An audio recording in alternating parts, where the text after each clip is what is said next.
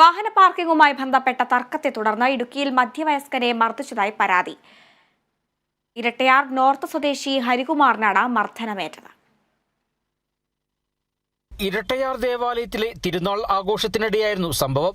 തിരുനാളിനോടനുബന്ധിച്ച് നടത്തപ്പെട്ട നാടകം കാണാനെത്തിയതായിരുന്നു ഹരികുമാറും സുഹൃത്തുക്കളും. ഇവരുടെ വാഹനത്തിന് തടസ്സം സൃഷ്ടിച്ച് മറ്റൊരു വാഹനം നിർത്തിയിടുകയായിരുന്നു. ഈ വാഹനം മാറ്റിത്തരാൻ ആവശ്യപ്പെട്ടതിൽ പ്രകോപിതരായ സംഘം ആക്രമിക്കുകയായിരുന്നുവെന്നാണ് പരാതി. 3 പേരടങ്ങുന്ന സംഘമാണ് ആക്രമണം നടത്തിയത്. ഞാൻ എൻ്റെ കൂട്ടുകാരും കൂടെ കൂടി എട്ടാർ പള്ളിയിൽ പെരുന്നാൾ കൂടാൻ പോയത്.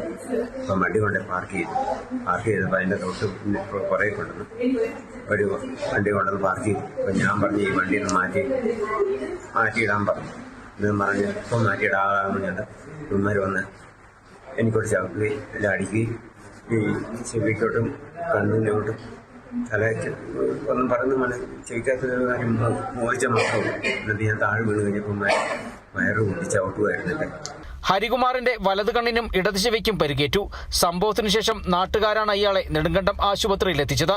കട്ടപ്പന പോലീസ് കേസെടുത്ത് അന്വേഷണം ആരംഭിച്ചു. Kerala vision news, Idukki.